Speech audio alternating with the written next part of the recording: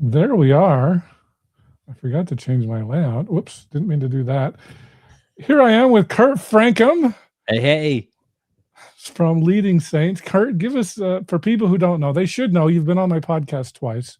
Yes. But for people who don't know who you are, who are you? So, my name is Kurt Francom. I live in American Fork, Utah. Married to Alana. She's from Eastern Idaho. She's My cousin, extended cousin to Rick. Cousin.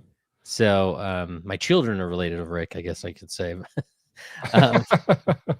And live in American Fork, Utah. I run a platform called Leading Saints, and I should pull that up too. We strive to enhance leadership ability and help individuals who are, striving to build Zion, and whether it's through a formal calling or just as a Latter-day Saint. So I do podcasts, and I have an online community called Zion Lab, and we have a lot of fun there. And in my spare time, I go to lunch with Rick. We haven't been to lunch in a long time, Kurt. We need to do it again. So, and in fact, if I can figure out what I'm doing, I'm going to show a quick. Am I the inaugural interview on this platform? Is that? You are the inaugural interview on this platform. How many people said no before you got to my name? Say that again. How many people said no before you got to me? Actually, you were the first person I called, Kurt. Oh, my goodness. That is the honest truth. So, Art of Floundering podcast. I've not heard of that before. I feel bad. It says peace and love. So happy to learn about this because he knows about my new announcement here that we're going to be sharing in just a minute. I can't read what that says. LSA. I can't. That's a LS. Hi, Rick and Kurt. And Walter Reed says, howdy, listening in via YouTube from Wisconsin. Good to see you, Walter. Walter's one of my super listeners. So super fan of Rick. Super fan. You got a whole bunch of those. So let's see here. I was going to have all this set up first. Here, I'm going to do the first thing. We got to talk about one more. We got a couple more here. David Nielsen. That's David Nielsen, my friend from Malad, Idaho. Where Idaho begins. Do you know David? No, but I know Malad. Okay. That's a great bathroom stop when we go visit my in-laws. That's right. Yeah. And then Mormon Restoration, excited for this. So that's exciting. We're glad you guys are here. So what I'd like to do is make the announcement of the newest. If some of you have been listening and paying attention, you may have noticed in the last couple of weeks, I don't know who listens all the way to the end, but I just said something about this is part of the Gospel Tangents Network, and nobody has said anything, so I don't know how closely they were paying attention. But we've got a new website that's up now, LDS Faith Journeys, and you can go to ldsfaithjourneys.org. So this is part of the Gospel Tangents Network. If you zoom in on there, you can see my little dove. In fact, I need to shout out to Jenny Smith. She helped me set this up. I need to get the artwork so I can start using it more. So we're really excited. I actually asked AI for a couple of, in other words, so in the past, we've used the word faith crisis. I know, Kurt, you said you didn't like the term faith crisis. Right, sure. I mean, I think faith journey. I've never heard anybody that has a good name. Do you have a good name for faith crisis, Kurt? Well, I think sometimes, when somebody, is going through a faith crisis, we sometimes, it just sounds so like heavy, right? Or like there's a crisis in your life, and so something's not right. When in reality, we should all be on some level of a faith journey, right? Our faith should be evolving and maturing to some degree, right? So I love your framing of faith journey, or that you talk about, that person is they're in a faith crisis. I think it's better to say, that maybe they're on a faith journey, or they are questioning. They've begun questioning their faith. Like, to me, that's, I don't know, it's a little, more appropriate in my opinion. But yeah. I was thinking of spiritual reconciliation or spiritual. Nobody knows how to spell reconciliation, Rick. Yeah, that's kind of long. But yeah, so we're all on our different faith journey. This is to help us out. So One of the nice things about the website, this is so small, I should have put it in a different window. Maybe I can do this, and hopefully it's not You can gonna. do just the screen and kick us off or No, let's see here. Did I? looks great on my screen, but Okay. So, I did something that I didn't mean to do, but that's all right. It's on a bigger screen, so now I can see it better, but I'm not looking at Yeah. the camera anymore. But at any rate, so this is kind of to help people who have questions about, the church, whether that's history or I don't want to say politics because I'm not a politics guy, but sometimes there's LGBT issues and that sort of a thing. So you can join the discussion. You can either register as a new user. We've actually pulled in some forums from an old site, and you can join the discussion. And so hopefully, there we go. It's a little slow. So we've got the introduction, support, general discussions, spiritual stuff, history and doctrine discussions, book and media reviews. And so these are some of the things that I've been a moderator at this website, and so we've moved it to a new server, given it a new name, kind of freshen it up. And I thought it would be fun to kind of see if we can get some life back into it. And so anyway, so if you have any questions, all you just need to do is register, and you can log in here. You just need a username and password. I haven't decided if I want to start a new forum or if I should start a new page that has links to this. But the idea here is at LDS Faith Journeys, we're going to talk to, and I haven't talked to anybody except for Kurt. Kurt graciously said yes to of course, join us on this anytime. kind of launch party. And but kind of some people that I'm thinking that I would like to ask, and hopefully they say yes. Patrick Mason, Jim Bennett, Janice Allred. A lot of people, if you've watched Gospel Tangents, you may know her. She's Margaret Toscano's sister. One of the interesting things about Janice, she got excommunicated 30 years ago, and she has never quit attending church. And so, I'm going to talk to her about that. I was talking to Kurt earlier. Kurt has his Leading Saints podcast, and he's always trying to help people with their callings. And I said, we're going to do a little mini Leading Saints episode here. Janice, what would you say to people who minister to excommunicated members? And so, anyway, I want to bring some people in there. We kind of want to bring a wide tent. The Toscanos, Paul and Margaret, I might bring them on. So those are kind of some of the guests that I'm thinking about that I'd like to have on. So Rick, let me ask you. I don't mean to jump into. Go ahead. No, you're good. Here, ask away. I'm just curious because you've been doing Gospel Tangents for years now, and what is it? The history, science, and theology, right? The best source for Mormon history, science, and theology. Right. Yeah. And so, I mean, what was the aha moment, the impetus of thinking, well, maybe I'll create this other platform to talk more specifically about faith journeys? I'm just not busy enough. Man, that's what you should do the podcast on, is how to not be busy. So no, it is good. It is something. The idea behind this, in fact, maybe I should ask a question back to you. But the idea is to just help people with their faith journey. A lot of people have questions about history or doctrine, and that's kind of my wheelhouse. I have some other friends who are good with LGBT stuff. Oh, Ben Shalati's another one that I haven't asked, but would love to have on. If anybody knows Ben. Yeah, I know Ben. Yeah. Do you know Ben? So hopefully we can get him on. I saw him at UVU because he teaches at UVU now, and he had no clue who I was. But I can't believe it. It's true. It's true. So, but anyway, just help people with their faith journeys. But Kurt, let me throw a question out to you. Do you think everybody should stay LDS, or is this church not for some people? I'm curious what you would say to that question. I mean, you come out swinging, Rick. This is great. Yeah, this is what I preach about when you interview me. Is I always give you these softballs. Yeah, you do.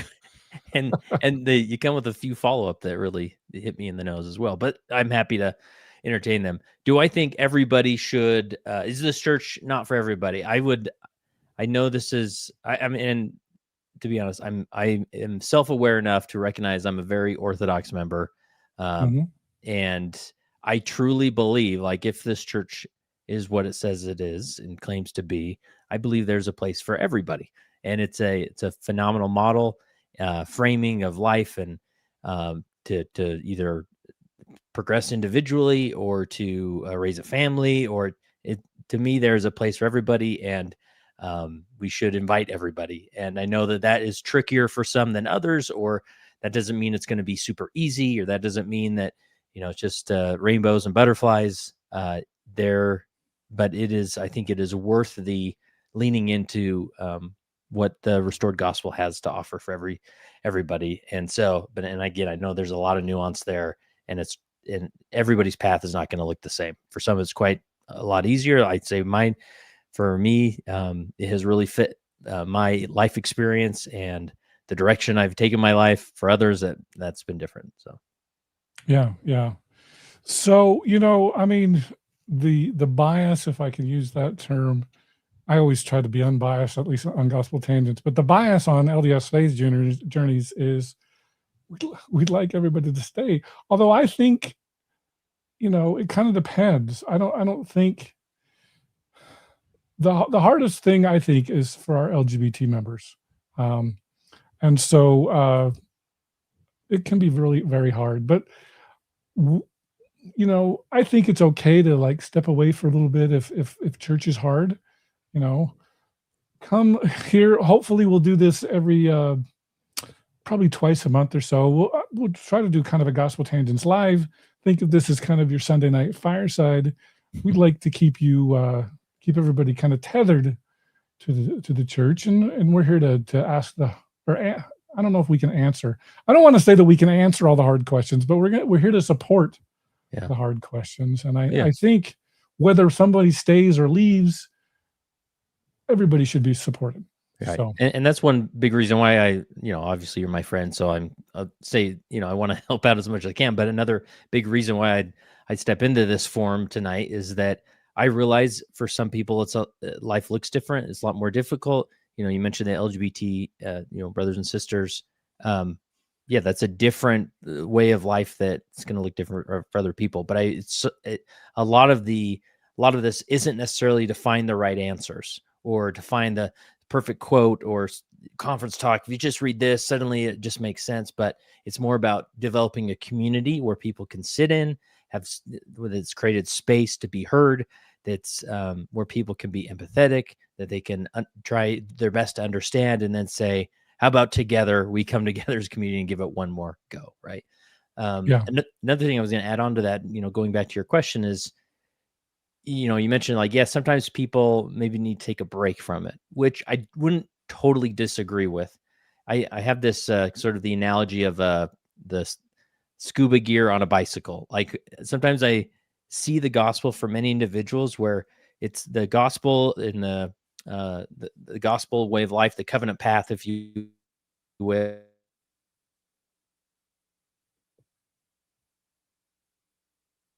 did we lose Kurt? He's freezing up for some reason. Nature, DNA. What's that? You're back now. You were frozen up. I don't know if that was me or you, but one of us froze up. Okay. Well, I'll go back a little bit. So the gospel is sort of like this bicycle. It's very functional, but for whatever reason, whether it's how we were raised, our DNA, just trauma we've had in life, sometimes for whatever reason, we've put on a bunch of scuba gear, and then we got the big, flippers and the scuba mask, and we get on this bike and we try and ride it, and it's very difficult to ride. And so some people leave the church frustrated, and they think, man, that's a terrible bicycle. I can't believe they, they actually gave me that bicycle and called it a religion, right? When in reality, for whatever reason, we got on that bike in the wrong state to actually pedal. So in my opinion, you're right. Sometimes we have to get off the bike, reassess things, hit the big reset button. Because I don't know if you ever hear individuals, like whether they've left the church or on a certain faith journey that's caused them to question their faith, they say things about the church, maybe how it's harmful or how it's bad or this experience, that experience. And I look at them and I've think, never heard that before, Kurt. but and I'm teasing, of course. I, I'm describing the same church, right? Yeah. Sorry, did I freeze up again? Yeah. I don't know what's happening. Anyways, so sometimes I'm like, it seems like you left a church that I would never join, right? In reality, sometimes we do need a reset where we can take a moment to step away or reassess and say, okay, maybe I came at this religious bicycle the wrong way. Maybe I need to reassess what's really going on here, and then figure out how to get on the bike and start pedaling again. Like, oh, actually, this bike works quite well. It's just the way I met it isn't as effective. And that's not like, I'm not saying it's your fault that you put on the scuba gear. It's not your fault. That's just how life is sometimes. The home I was raised in is different than the home you were raised in, the country you live in, or the scenario or the trauma you experience. And it is what it is. And so sometimes we do need that reset to get on the bike again, the religious bicycle, the church bicycle, and start pedaling once again. Well, very good. Very good. Hey, let's get a few comments in here. Do it. I can't remember if I showed this comment or not, but if I did, we're going to, oh, wait. Oh, it looks like we missed a few of these. Let's see. Richard Reddick says, I like faith crisis because until you can resolve it, you are in a crisis and not on a journey. So my hope is that we get people out of the crisis and onto the journey. And I think you're right. It can be a crisis for people, but we don't want you to get stuck there. So do you want to add anything onto that, Kurt? Although you froze up again, or maybe it's me. Yeah, I mean, that's a big component of this is that, and I think it is my computer. Sorry, I'll do my best to not freeze up. Yeah. I need to get my computer looked at. Anyways, we live in a world full of shame, and shame is the strongest tool of the adversary, in my opinion. And any context where we try and push through it because of shame, is going to be less effective. So if you label somebody, and shame is all about identity. When somebody feels like, oh, I'm in crisis, therefore, if I don't get out of this crisis, there's something wrong with me. Why can't I resolve it, right? And so that's where I'm like, if we can stay away from the crisis label, because it's like, no, you're having a human experience, right? You're just figuring this thing out. And that's not because you're broken. It's just because we live in a fallen state, in a fallen world. And that's why we need to orient ourselves towards Jesus Christ, and he'll help us through it.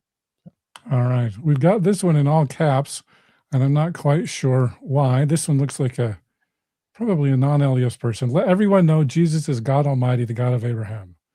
Thank you, Wendy. Appreciate that. She follows up, Jesus is the only God that can save you. Thank you. On YouTube, my good friend get excited to say things in all caps. Yeah. And so most people, don't like the shout. All caps is shouting there. Deb Luce, hi from Iowa. Check out my shirt, Deb. So I ate this at dinner just now, and my son was like, is that Daniel in the lion's den? And I said, no, that's the lamb and the lion. And then he's like, oh yeah, Isaiah. So anyway, this is the seal for the community of Christ. We like to be ecumenical here. And Deb, for those who don't know her, she is a evangelist. I almost said a patriarch. She definitely not a patriarch. She's an evangelist at the community of Christ. One of my best friends and favorite people in the whole world. So hi, Deb. Chris Johnson, Gospel Tangents, truly help me find a way to keep my faith while also embracing accurate history. Thank you, Chris. That's awesome. I think Chris is one of thousands of people that you've helped, Rick, over the years. Well, so thank you. Well, hopefully we can keep it going. Yeah. I try to give the accurate history with Gospel Tangents. That's not going to change. Want to support people at LDS Faith Journeys as well. Now, this is an interesting thing here. What scuba gear have you had to remove, Kurt? What's that all about? Well, just going back to my analogy of sometimes we get on the church bike with scuba gear, and makes it really hard to pedal, right? So what are the things in my life that I've had to, reconcile or step off the bike in some form or fashion? Of course, I never stepped away from the church or gone through an inactive period or things.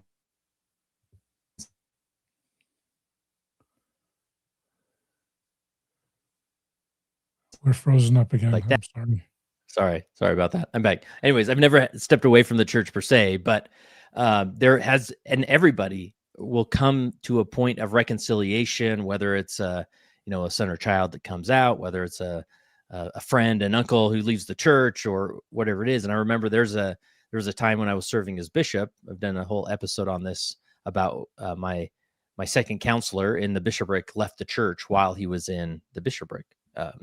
My bishopric. Yeah, and that's what I wanted you to talk about, Kurt. So tell us a little bit more. Yeah. You don't have to give you can listen to the whole episode. I'll get the link from you, but give us a kind of a thumbnail of that. Yeah. So, I was serving as bishop. This is back in, I was called in 2011 in South Salt Lake. And during my time near the end of my 5 years term, this great family moved in. They seemed very capable. He was an attorney, and just this family like that you pray for, the ideal family you want to move into your ward. And he would, started putting me in different callings, and he's just great, just a phenomenal member of the church. He served as the elders quorum president, and then I called him to serve in the bishopric. And little did I know that he had gone to BYU Law School years before.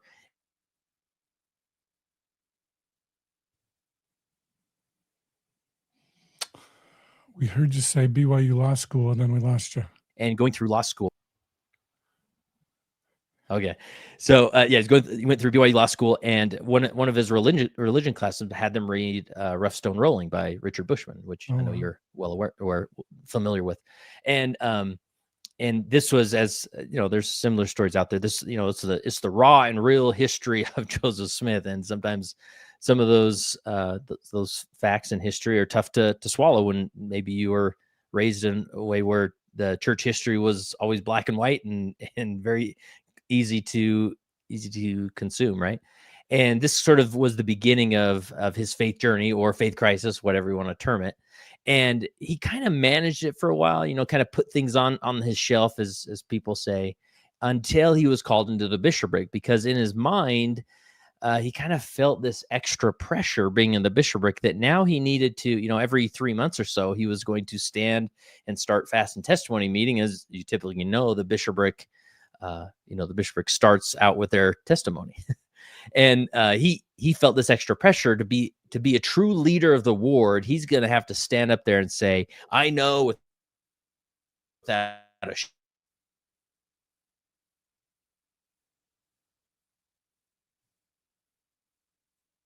shadow. All right, my back. Okay, sorry. I hope you're enjoying these frozen faces of mine as much as I am. So going back, he felt this extra pressure that he's going to have to stand at the lectern and say, "I know without a shadow of a doubt that Joseph Smith was a prophet, that the church is true, that the book, right? All these faith statements, or these I know statements that are so traditional, and that really started him to kind of his faith to spin out of control. And he struggled with depression and was started to get distant, and even to the point where he just stopped showing up to church. And I mean, this is my counselor in the bishopric. I'm like, hey, guys, wow. I need some help around here. I really didn't understand. I don't remember this part. Yeah, and then I was released. I was called into the stake presidency and was released, and it's the final Sunday where we're getting released. It's sort of a moment of reflection of, that they have all of us, give our testimony, which I don't think is the best practice, but is what we did. And he wasn't even there. And so I was just really concerned, right? And so I'd been reaching out to him. We've been having one-on-one conversations, and he'd open up about this struggle that he had been having. And, I just thought, let's keep talking about it. And I just encourage him. And I'm like, hey, you don't have to, state anything I know or lie or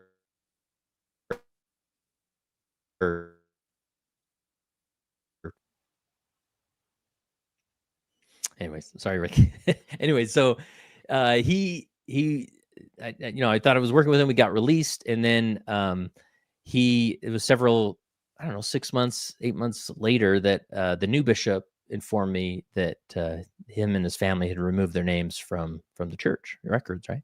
And man, I was just heartbroken. I'm like, I thought we were like working through this, right? And so we continued to do lunches, and he actually brought up and said, hey, would you ever be open to having a conversation about this on your podcast? I'm like, oh, absolutely, let's do it, right? And so going back to the question of when have I had to, what scuba gear I've had to remove, like that really shifted me into a different part of my faith where I'm like, oh, so like people can't just follow this formula and it works out. Like, because I've read Rough Stone Rolling, it didn't spin me out into a faith crisis or have me start questioning my faith. But it did for him, right? So it helped me be a little more self-aware of like, oh, just because I do ABC doesn't mean that everybody can do ABC and have the same faith experience, the same uh, journey as I have. Very good. I think we got that. And so it just really okay. Anyway, so that's where I had to, in some form, step off the bike and be like, okay, if I'm going to keep pedaling this bike and accelerate, I'm going to have to realize there's a lot more nuance in the lives of individuals, and I have to be okay with that, and I have to be open and be able to create space for people whose experience isn't like mine, right? So, and that's one of several instances where I've really had to reconcile sort of my black and white faith experience to one that was a little more nuanced. So. Well, very good. So this is an interesting question here from my friend Deb Luce. Am I allowed not being LDS because she's Community of Christ? Deb, you are always allowed. Deb has some of the best, most spiritual insights you'll ever find. I will just say this is geared towards LDS, but my Community of Christ friends are they're definitely welcome. I know in fact, I've been communicating with Deb on some stuff their church is having some issues with. But anyway, Deb's one of my great friends. I don't know, can I admit this, Kurt? Kurt's been a bishop and a former stake president, so I almost feel like I'm doing confession here. But I will just tell, I'm going to do this. Hopefully I won't get in trouble. So Kurt, I'm going to ask forgiveness before I do this. Okay, all right. When I was back, what was it, 3 years ago for the Community of Christ World Conference, my back was aching horribly. And it was so terrible. I couldn't sit in the auditorium because the seats were really uncomfortable. And in the basement of the auditorium, it's kind of like in Kirtland, how they have the two, anyway, it's a big open area and they had a big giant screen TV. And I would actually lie down on my stomach because it made my back feel better. And Deb came and she said, "Would you like a blessing?" And she gave me a blessing. So one of the most dear experiences of my life. So not being LDS, you're still allowed to give blessings. I think so anyway. So anyway, let's go on here. Cody Banks coming from Sydney, Australia. Wow, it's like morning in Australia, I think, isn't it? Not religious, but obsessed with the history of the Restoration movement. Welcome, Cody Banks. We're glad to have you. Mormon restoration, one of the most important things that helped me move from my crisis to journey, I like that, was validations of the struggle, not just dismissive apologetics. Yeah. And I think that is a big problem, that there is a lot of dismissive apologetics. Why is that a problem for you? Can you talk more about that, Kurt? Yeah, well, just going back to my experience where I thought, if I talk with my friend Heath, long enough, I can get him all the right answers, get him the articles, get him the conference talk, and just be like, see, like, just look at it like I look at it, right? Yeah. And it's very easy for, naturally, it's very common for church leaders to be more black and white. So they approach it more black and white. Well, just read this and stop reading that and you'll be fine, right? Yeah, quit reading all that anti-Mormon literature. Yeah. Right. But it's a lot more, complex as it should be. I mean, we're complex beings. And so. Well, very good. Let's see. Poke Phantom, I'm late. Looking forward to the podcast, though. Well, good to hear. Nathan Wilkerson, love these live sessions. Oh, we've got a question for Kurt. Kurt, can you talk about your involvement with Warrior Heart boot camps? I'm actually curious about that too, and how they have impacted your faith journey. Cool. So this, if I'm reading the username right, this is actually from the bishop who had his office next door to my bishop's office. So he's a good Oh, friend of mine and has attended some of these Warrior Heart boot camps with me. So yeah, this Warrior Heart is a organization that puts on non how do I describe it? Men's non-denominational Christian men's retreats. It's like FSY for grown men, and it is life changing, transformational. Just go to awarriorheart.com and just watch some of the testimonials on there of the men and the experiences they've had. Okay. And so what's helped me is that sometimes there's so much baggage with our faith tradition. And I love a lot of the baggage. I love the formality of it.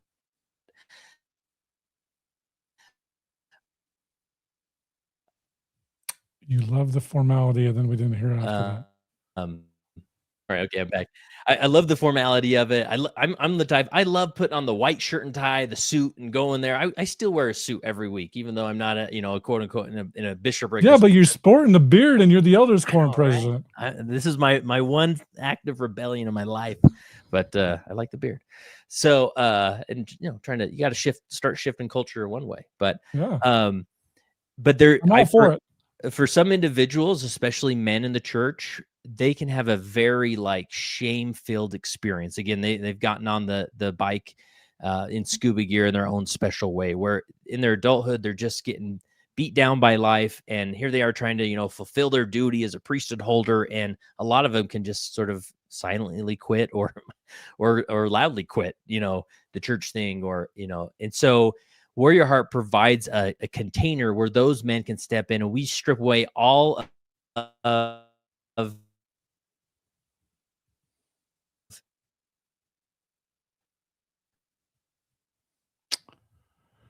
Where your heart strips away all of something. anyways, we strip yeah, that's a bad place to leave hanging. We strip away we try to anyways strip away all of the baggage of sort of that faith experience. And so we come in and we're just focused on for 3 days. We invite men to unplug and focus on the relationship with God. And we have a series of presentations. After each presentation is a vow of silence. And that vow of silence is really the secret sauce. Men have transformational experiences just sitting with God, asking him questions and journaling. And so we're not talking about deep theology. We're just saying it's important for you to know you are accepted as a beloved son of Jesus Christ, and let's start there. That you're loved. He loves you, and men feel recharged to return to whatever faith background they come from with new motivation. It's in 3 days. It's sort of get off the bike and reassess the scuba gear and get back on the bike and start pedaling. So we get all types of faiths there. Obviously, the ones that we hold in Utah, they're more prominent LDS, but we're holding one in April in Arizona. There's going to be about 200 men there. We're doing our first one in Washington State. We do one in Idaho, Alaska. Obviously the one ship. Was that one ship? I think it was. You said Alaska, and then I think it was one ship. Obviously, Wanship, Utah, which is up by Park City. We do one there. So I would encourage anybody to lean into this. Don't let finances stop you. There's obviously a cost, but we have scholarship funds standing by. Please apply for a scholarship. And there is also, go to theheartofawoman.com. No, .net. Sorry, that's sort of the sister version of the women's retreat version of this a similar experience. So it's all based on a book written by a Christian author named John Eldredge, which is called Wild at Heart, which should be required reading for every man in the church and also his wife. So, all right. Very good. Well, let's see here. So, looks like we've run out of comments for now. But yeah, just want to make sure everybody's aware. Go to ldsfaithjourneys.org. You can, we've got some further reading here. Maybe I'll just click on that really quickly. These are some links to other websites on things that can help you hopefully continue to have faith in God, but the forums are kind of where it's at. That's where the activity is going to be. I think I am going to create a new forum that's just specifically devoted to these hopefully live podcasts. I did just release an episode on gospel tangents, and I think I'm probably going to be releasing that on LDS Faith Journeys as well. My interview with Troy Abels. I don't know if many of you know who Troy Abels was. He had a podcast called The Last Dispensation, and unfortunately on Thursday, Troy passed away. Still haven't figured out what happened there. So anyway, my heart goes out to the Abels family out there in California. But Troy had interviewed me 5-6 years ago, and a lot of it was about, reconciling faith and history and that sort of a thing. And it is funny. I'm gonna throw this question at you, Kurt. Okay. I know that there have been lately, trying to use the correct terms here, polygamy revisionists. I'll try not to use polygamy denier, but anyway, some people who no longer believe that Joseph did not practice polygamy, which is kind of funny. That used to be an RLDS position, and over the last 10 years, a lot of LDS people are saying Joseph didn't practice polygamy. Some of them are getting excommunicated. So I can still call you Bishop Francom, right? Once a bishop, always a bishop. So Bishop Francom, what do you think about these people who are losing their membership because they believe Joseph didn't practice polygamy? Should they be allowed to stay or what? Well, obviously, anytime you hear somebody gets excommunicated, or in more modern terms, they have a removal of membership, and a lot of them can sometimes be more vocal, and they go on different podcasts and share their side of the story, which is fine. It's their prerogative. If they want to do that, that's fine. We never hear the other side of the story. We don't hear what the stake presidency was weighing, or the bishopric, or all those things. And if there's anything I've taken away from being in church leadership, is that it's made me more empathetic to all people, including church leaders. And I promise you, there's a lot more going on behind the scenes that brought them to that decision. Generally speaking, and I wouldn't, I would never comment on a specific scenario, but generally speaking, the problem is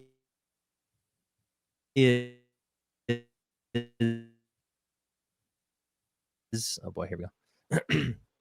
Anyways, generally speaking, the problem is that nobody in any example I've seen, nobody loses their membership because they believe Joseph Smith did not practice polygamy.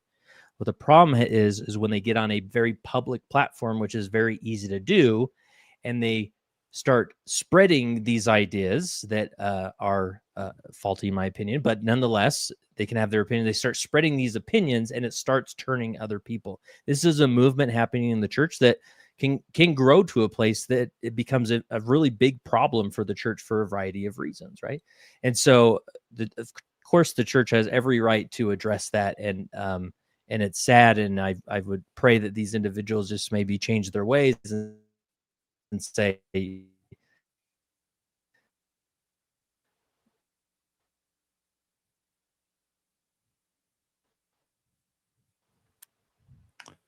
You said, so I pray these individuals change their ways ways and just say, just change their ways and say, you can believe this. That's fine. Believe it all you want. But doing it publicly and on large platforms, that's where it gets dangerous. So, just reconsider that, right? And in my opinion, and I'm not a historian. I'm not, I just have my opinion. It's probably an undereducated one, and that's fine. It's not about what you're saying about Joseph Smith. It's about what you're saying means about Brigham Young. And Brigham Young, especially over the last few years, ends up under a lot of buses. And he's been run over like 100 times at least. He is. And from the contacts I have with the church, the first presidency, especially the man in charge, feels very strongly of don't mess with Brigham. don't mess with one of my predecessors that had a very, very difficult job. Yeah. That don't mess with one of my predecessors that had a very difficult job that we don't know the ins and outs. And I think someday when all things are clear or whatever, I think we'll understand a little bit better. So anyways, don't at me, as far as, but Kurt, if you read this document, research that, I get it. But from an organization, institutional level, like the church absolutely needs to take steps to protect Someday this we'll get it movement all. happening. I heard you say that. So did you get all that? Sorry. There we go. Now you're back. I'm sorry, Rick. I don't mean for this to be a terrible live stream, but hopefully my main points are getting through. So yeah, I think so. Let's see here. So maybe I will just give my opinion, because it's funny. On my recent 6 year ago interview with Troy Abels, polygamy came up, and I made some fairly strong statements, not aimed at anyone in particular, but I did say, I think I had mentioned, because I had Denver Snuffer. It was a 6-year-old interview, and I had Denver Snuffer behind me, and I mentioned that he believed that Joseph didn't practice polygamy, and I think I said pretty strongly, which I know offended some people, that I don't think, I might have even used the word polygamy deniers have a leg to stand on. I stand by that statement. I don't trust any of the arguments there. It's weird to me how many people, it's almost like a missionary effort to promote that position. So my position is, I don't think anybody should get excommunicated for believing whether Joseph did or did not practice polygamy. I agree. But I don't think it's good history, and I'm not going to. It feels like disinformation to me. I know that's a pretty strong word, but I feel pretty strongly about that. And I'm not going to allow those opinions to stand, but I don't think those people should be excommunicated. That's kind of my position. So yeah, like, would you say even if they're publicly like teaching this and pushing this, or what do you think?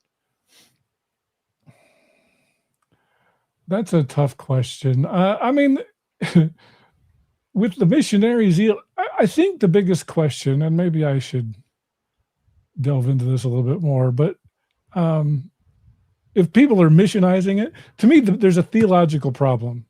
And I think, and it's why the church is coming out so hard on them, is that, DNC 132, polygamy and the sealing power are intertwined.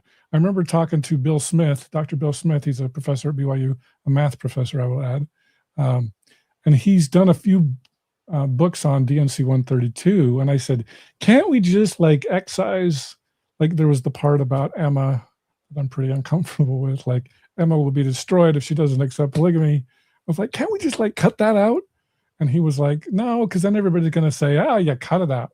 So we just have to deal with it. And so, but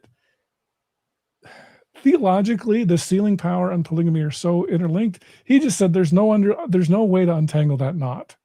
And so I don't understand, if you really reject, if you think it's a made up doctrine of Brigham Young, and do you think 132 should be decanonized? And if so, what are we doing in the temple? Like, doesn't this destroy all sealing ordinances? If we're throwing out 132, that's the big theological question. And I think that's why church leaders have such a problem with, Kurt, you mentioned that, everybody's throwing Brigham Young under the bus, which is absolutely true. I just believe that the comment, the person was like, no, Joseph Smith didn't practice polygamy and Brigham Young was terrible and blah, blah, blah. And I'm like, you can have that opinion. I'm not going to tolerate it at Gospel Tangents. I'm going to support you because I don't think anybody should be excommunicated. But in my opinion, I don't think people who believe in this polygamy revisionism understand the theological case about why the brethren are taking such a hard stand on this. So, right. Yeah. And that's the part of their argument that I never really hear them hash out. It's more I of agree. it's I don't always hear an it either. opinion of, oh, we're just protecting the good name of Joseph Smith, Yeah, and I've either heard that a Joseph lot. lied or Brigham lied. And I'm like, listen, we have two scenarios here. Opinion A, Joseph lied in order to protect his people. Or option E, Brigham lied because he was a philanderer, and he snuck in, was fraudulent on revelations and things. That's a huge accusation, as opposed to Joseph Smith lied in order to protect his people. So to me, it's like, you guys, we gotta pump the brakes here. Do not be shocked when you are making accusations about I agree. the prophet number 2 because you're protecting the name of prophet number 1. It's all messy, right? And so anyways, that's where I'm like, you guys, I'm not surprised that this is happening. And this is the thing, like with me and my platform, I've been podcasting since 2014, right? Rick, you and I go to lunch, or I'm with friends. I can get super cynical about church culture, about policies, and I kind of just vent and say my piece and then take another bite of my burrito. There's a time and a place. It's important to find somebody you can vent with and talk through these things. Now, if I go on Leading Saints and do a whole episode slamming the church and their policies and things like that, there's nothing I believe that would necessarily get me removed from the church, in my opinion. But if I start doing that and stir the pot of cynicism, yeah, my stake president is probably going to give me a call, rightly, and he should, right?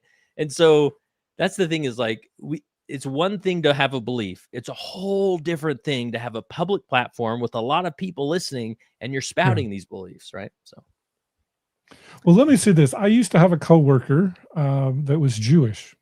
Mm-hmm. And we had some great conversations. And one of the things my Jewish friend told me was that it is impossible to get excommunicated from Judaism, even for murder. And the rationale was, let God be the judge. Man is not the judge. And I was like, wow. And I really like that. And so I guess my bias in that is I would like to adopt that. Let God be the judge, even for murder, whether somebody should be excommunicated. I don't know. Murder, I could handle excommunication for murder, but or certain crimes, I'm okay with that. But the church has rules, and if you don't want to follow those rules, maybe it's best not to be a member of the church. Right. I mean, well, that's the thing.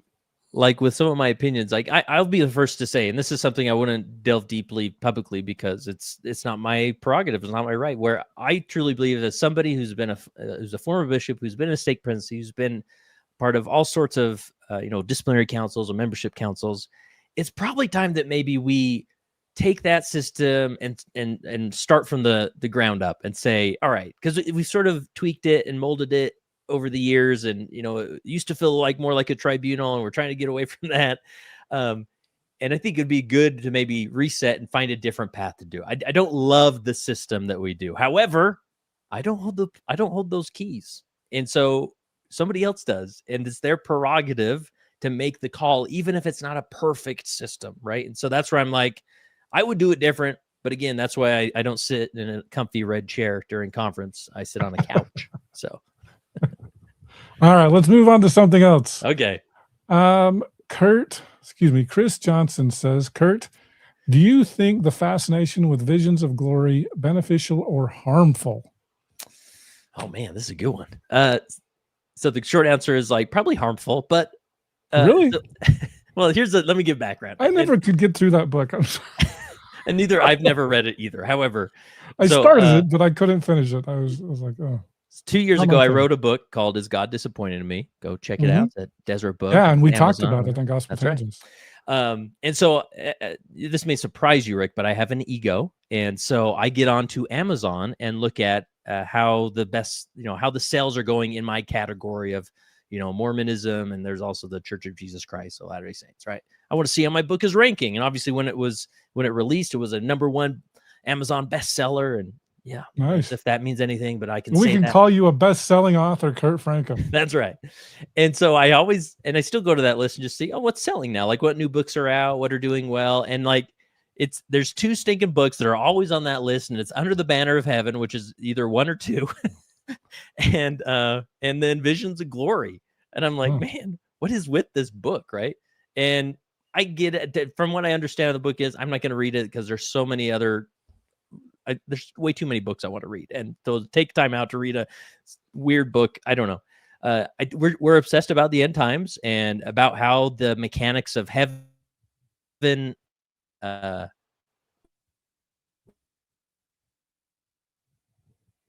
work. All right, we're obsessed with how the mechanics of heaven works, about the eternity's work, and so when somebody claims to have a vision or can, we lean in. We're intrigued by that. So I'm not surprised by the success of it, and I do think it creates narratives and framing of doctrine that in the long run is not helpful, in my opinion. And to me, that's the most dangerous thing about like messages or platforms or podcasters or YouTube channels is not necessarily what they teach, but how that teaching frames the gospel, right? Or frames the doctrine. So because how it frames it is how we apply it and apply it to our lives. So anyways, that's my thoughts on Visions of Glory. Okay, good. And I really can't answer the question because it wasn't my cup of tea. So yeah. Let's see here. TVS Now 9 question for both of you. What was the most impactful or interesting interview you have done for your podcasts? How so? Oh, I have to limit that to 1? Oh, that's going to be hard for me. You go first, Kurt. Well, I'll tell you this. Never ask a podcaster this question. I'll tell you. And I know you mean well and everything, but anyway. It's like it's not like picking your favorite child because I only have 3. It's picking your favorite child if you literally have 1,000, So. Yeah. Anyways, but I often say the interview with my counselor who left the church is a very popular one. But if you go to leadingsaints.org, scroll down a little bit to the podcast section, we always post, I think it's the 9 most downloaded episodes in the history of Leading Saints. So I would say those are my favorite. Yeah, I don't know that I could limit it to 1. I'll tell you my favorite gospel tangents, at least the series of. I love your Mark Hoffman stuff. I just ate every one of those up. I just like, give me more, Rick. Give me more. So yeah, I should hit that up again. There's a few people I've asked through it. Yeah, so some of them are dying now. It's terrible. I know. Well, you got them recorded though, so passed away, and Kurt Bench passed away. I'm glad Kurt Francom didn't pass away. I'm still here, folks. Get up there. Like it or not. But anything by John Hamer, Matt Harris, Newell Bringhurst. One of my, I can talk to them for days now. Ryan Cragen's another one, although I think my listeners aren't quite into the science like I am, but I love Ryan Cragen. Stephen Snow, I think that was my coolest interview. He was the church historian at the time I interviewed, and I was getting released. But that one was a fantastic interview. So I'll give you my top 5 there. How's that? Perfect. Let's see. Mormon restoration. Sometimes excommunication can feel bureaucratic, like with Levina Fielding Anderson. That's such a sad story to me. Yeah. I mentioned Janice Allred earlier. Levina, for those of you who don't know her, was another one that continued to attend church until her death. She was sick, the last year of her life, I think, and reapplied 5 or 6 years ago, I think, for baptism, and the church said no. I was really, really surprised by that, and so, yeah, Levina is one of the sweetest people you won't get to meet her now because she's passed away, but I agree with you, and I feel terrible about that. Any comments there, Kurt? Yeah, sometimes the church in on all angles can feel like a bureaucracy, because the reality is it is a bureaucracy, right? And I don't mean that as a negative like slander by any means, but any huge, oh boy. Yeah, I don't mean that like by any sort of slander. It's just that any organization, an international organization with so many moving parts, so many organizations, and of course it is. Of course it is. So that's just the nature of the mortality we live in, right? Just like imperfect people run the church and they make up a bureaucracy, and that's unfortunate, but it is what it is. And there's a great book if you really want to get into this. I love geeking out about leadership stuff, but from oh, now it's leaving my mind. From I'll think of it. Anyways, continue on. From All right. From barbarians to bureaucrats. Search that on your YouTube. From barbarians to bureaucrats, and there's like a 15-minute explainer on that. The church follows that path perfectly, and it's the nature of every organization. And just because we believe that this organization is the restored church doesn't mean they're free from mortal messiness, right? So anyways, there you have it.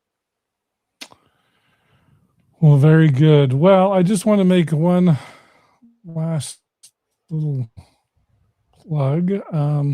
So this is kind of the announcement about LDS Faith Journeys. It's live. I go to ldsfaithjourneys.org.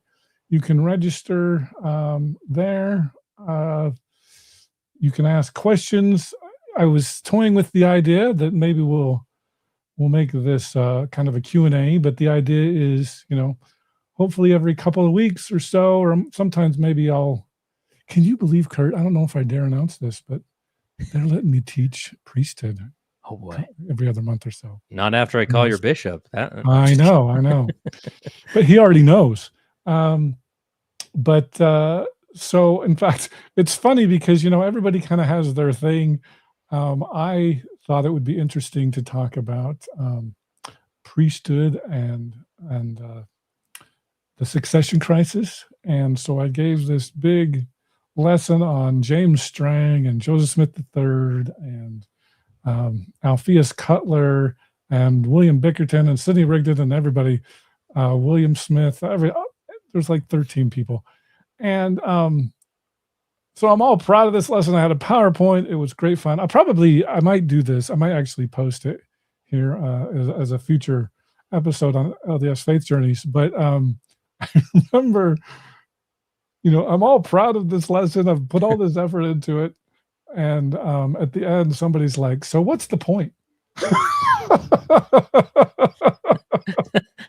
And I was like, that's a gut punch. Really cares to learn all about this fascinating history that I think is amazing. So anyway, if you like that kind of thing, that's what I like. Not every lesson is going to resonate with everybody, but anyway, I'll probably be posting that here on LDS. Well, I'll probably do an episode. I'll probably do some like dual things between Gospel Tangents and LDS Faith Journeys for a while. But just want to encourage everybody, check it out. We'd like to, kind of promote that a little bit more. And, I know Kurt, if you want to just talk really quickly, we were talking a little bit earlier. You at Leading Saints have a thing called Questioning Saints. Do you want to talk a little bit about that? Yeah. So a few years ago, we did a whole virtual conference about this, faith crisis, faith journeys, questioning faith, because did it for leaders from a leadership standpoint. So how to minister to somebody who begins to question their faith, or have you done excommunicated saints yet? That's not a thing anymore, Rick. Okay. We don't excommunicate people. Tell Janice All read that. I know, exactly. My heart goes out to these people. Okay. But yeah, so we wanted to put a bunch of resources together to serve, church leaders, or even, the more black and white Orthodox crowd. And so if you go to leadingsaints.org/Zion, it's in our archive there. And check it out. There's like 20 plus hours of presentations and interviews. So, and I got to get Rick in there too. So yeah, for sure. I need to learn all your little marketing tricks to get this thing going. So you're doing great. All right. Well, It's 8 o'clock. I wanted to keep these about an hour, so I think we're there, and we're not getting a whole lot of other things here. So anyway, I encourage you all continue to support Gospel Tangents at gospeltangents.com, ldsfaithjourneys.org, leadingsaints.org. Sign up, register for an account, and help those who are struggling. And do you have any last things you want to mention there, Kurt? I'll just say I'll keep my eye on the comments to this live stream and keep responding. I know that there's some questions we didn't get to or whatever. So, and I'm open to you can contact me if you go to join our Zion Lab. There's no cost to it. It's basically an online community, a think tank for Zion, we call it. And so go to leadingsaints.org/Zion. You can send me a direct message and I'll respond back pretty quick. But yeah, I'll keep my eye on the comments as well. So. All right. Well, thanks a lot, Kurt. And thanks everybody for joining us. And we'll see you all in a week or two. See ya.